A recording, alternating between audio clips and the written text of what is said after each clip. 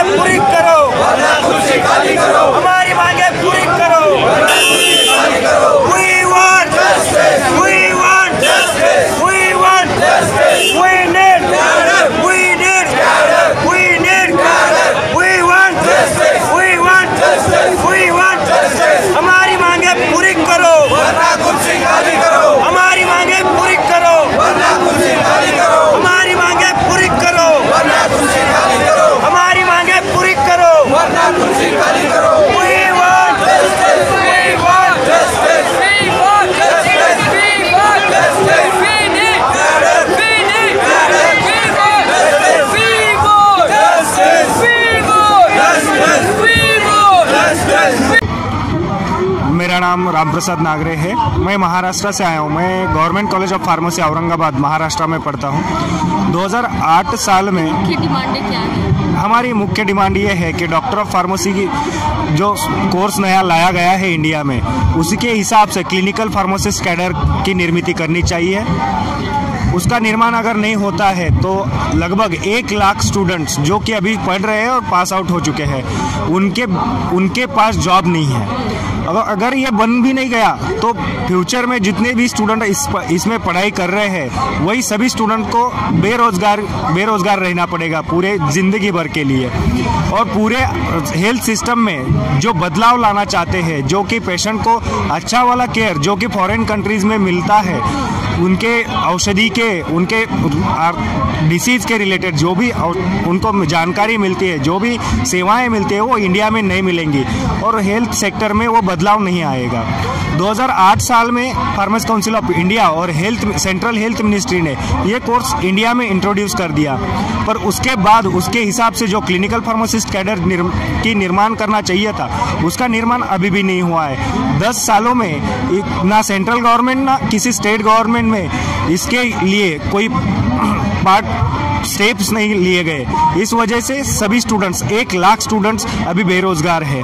हम तो चाहेंगे कि जितना भी फॉरेन कंट्रीज में सर्विसेज प्रोवाइड करते हैं पेशेंट्स को, उतने ही सर्विसेज इंडिया में भी प्रोवाइड करने चाहिए। अभी हम लगभग 5 सालों से केरला, तेलंगाना, आंध्र प्रदेश, महाराष्ट्र, उत्तराखंड, एमपी, राजस्थान सभी स्टेट्स के स्टूडेंट्स हर एक जगह पे स्ट्राइक कर चुके हैं, तो भी हमारा गवर्नमेंट इसकी तरफ ध्यान नहीं दे रहा है। तो हमने सभी ने मिलकर, सभी एसोसिएशंस है हमारे फार्मडी स्टूडेंट्स के, सभी ने मिलकर यहाँ पे जंतर मंतर पे अभी हंगर स्ट्राइक चालू किया है। मोदी सरकार ने ये कहा था कि हम युवाओं को रोजगार देंगे, पर रोजगार की जगह मोदी सरकार ने हमें रास्ते पे लाके खड़ा कर दिया है। अभी हम 5 सालों से रास्ते पे बैठ रहे हैं कि हमें रोजगार दो। अभी ऐसा भी नहीं है कि हम कुछ सीधा साधा 1-2 साल का डिप्लोमा भी नहीं कर चुके हैं। हमने इंटीग्रेटेड पीजी कोर्स 6 साल का इंटीग्रेटेड पीजी कोर्स कंप्लीट किया है, जो कि फॉरेन कंट्रीज में बहुत बड़ा कोर्स कहलाता है हेल्थ सेक्टर में। वो पढ़कर भी मोदी सरकार हमें रोजगार नहीं दे रही है। तो हम इसे यही कहेंगे कि मोदी सरकार ये नहीं चाहती है कि देश का भविष्य, जो कि स्टूडेंट्स, युवा इस देश का भविष्य है, ये अच्छा, देश का भविष्य एक अच्छा बने। वो तो ये चाहती है कि देश का भविष्य रास्ते पे आना चाहिए। एक तरफ कहती पकोड़े बेचो, तो हाँ, उनका तो अभी ये नारा हमें लग रहा है कि हम 6 साल पढ़ो और गर्मा गर्म पकोड़े तलो। अभी यही नारा लेके हमें पकोड़े तलकर बेचने पड़ेंगे अगर इसी तरह चलता रहेगा। तो पढ़ाई लिखाई करने की जरूरत नहीं है, पर मोदी सरकार ने ये कहा है, ऐसा सोचना पड़ेगा कि 6 साल पढ़ो और उसके बाद पकोड़े बेचो।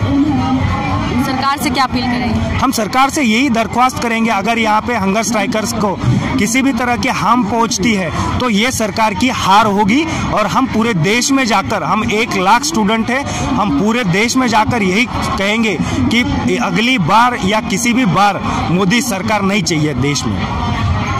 जिस तरीके से आप लोग युवा हैं और आप लोगों को रोज़गार नहीं मिल रहा है, कहीं ना कहीं ये भी एक गलत हैबिट की तरफ जाने के लिए इशारा करता है। हाँ ज़रूर, क्यों नहीं। अगर 6 साल पढ़कर हमें रोज़गार नहीं मिलता है और हम हेल्थ सेक्टर में, जो कि सबसे बड़ा सेक्टर है इंडिया में या वर्ल्ड वाइड, हेल्थ सेक्टर सबसे बड़ा सेक्टर है, और उसमें हम पढ़कर अगर बेरोज़गार बनते तो हो भी सकता है कुछ स्टूडेंट्स इसकी निराशा में कुछ गलत रास्ते चुन ले। ये इसमें इसमें भी सरकार का बहुत बड़ा हाथ है कि 233 कॉलेज है पूरे इंडिया में फार्मडी के, और हर एक कॉलेज का, प्राइवेट कॉलेज का 2-2.5 लाख 1.5 लाख फीस है पर ईयर का।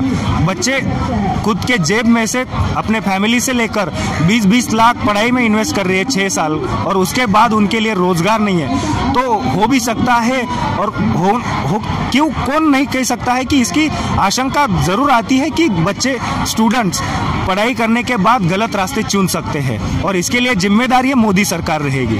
हमारे संविधान में भी लिखा है कि सबको रोजगार मिलना सरकार का दायित्व है, लेकिन यहाँ तो कोई रोजगार नहीं है। संविधान में ये स्पष्ट अक्षरों में लिखा है कि रोजगार सबका प्राथमिक अधिकार है, जबकि ये मिल नहीं रहा है। तो ये सरकार संविधान तोड़ रही है, लगभग तोड़ ही रही है। जहाँ पे रोजगार निर्माण करना चाहिए वहाँ पे ये सरकार बोल रही है कि रास्ते पे आकर पकौड़े बेचो, 6 साल पढ़ो और गर्मा गर्म पकौड़े बेचो।